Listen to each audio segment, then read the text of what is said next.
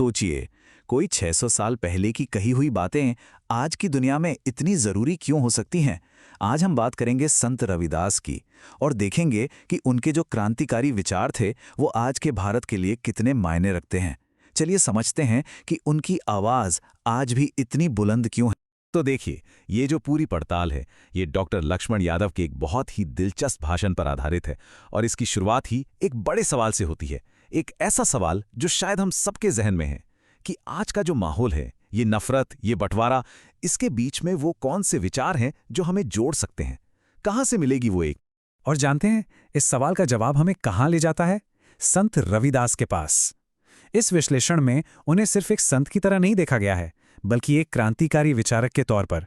एक ऐसा विचारक जिसके पास हमारी आज की मुश्किलों के लिए बड़े गहरे जवाब छिपे हैं। तो डॉक्टर यादव के मुताबिक रविदास ने जो सबसे पहला और सबसे क्रांतिकारी काम किया वो था समाज के बंटवारे की असल जड़ को पकड़ना।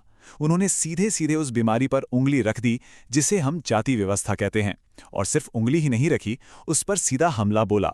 उनका तर्क बहुत सीधा साधा था, लेकिन सोचिए उस जमाने के लिए ये कितनी बड़ी, कितनी क्रांतिकारी बात रही होगी। उन्होंने कहा कि किसी की कीमत उसके जन्म से तय नहीं होती, बल्कि उसके काम से, उसके कर्म से तय होती है। और ये बात उन्होंने अपने इस दोहे में कितनी साफ साफ कह दी।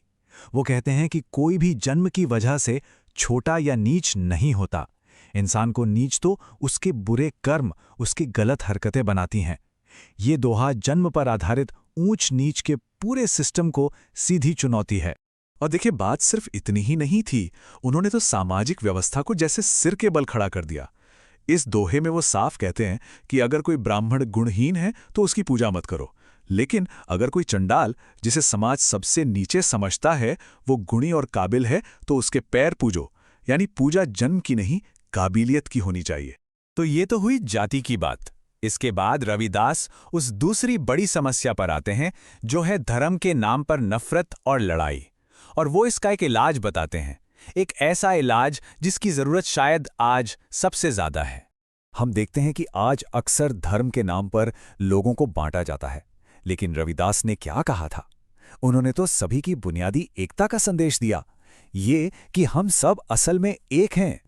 ये दोहा सुनिए, मंदिर मस्जिद एक हैं, मतलब वो धर्मों के बीच किसी भी झगड़े के विचार को ही खारिज कर देते हैं।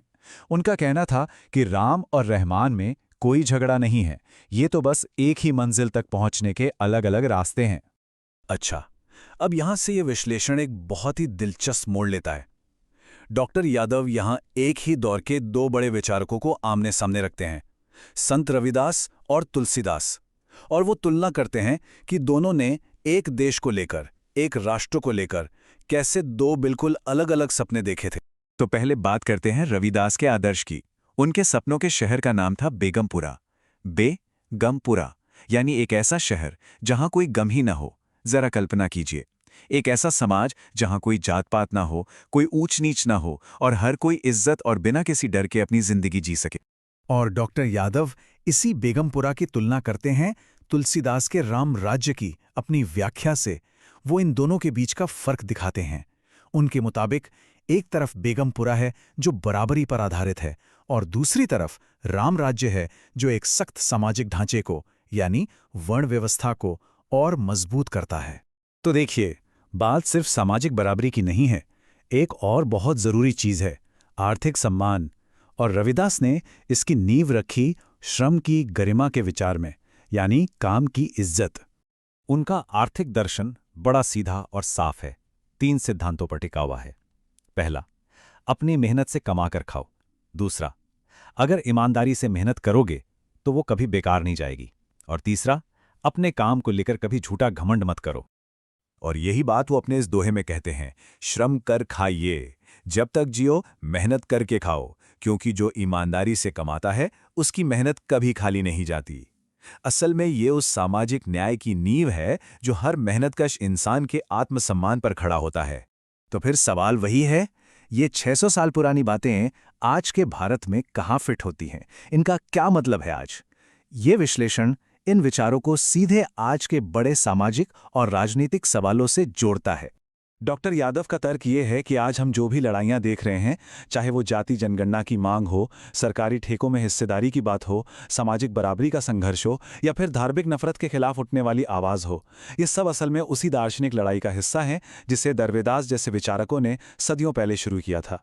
और यहाँ पे डॉक्टर यादव एक बहुत बड़ा दावा करते हैं। वो कहते हैं कि भारत के संदर्भ में देखें तो कार्ल मार्क्स से सदियों पहले रविदास थे जो जाति को खत्म करने और मेहनत की इज्जत करने की बात कर रहे थे।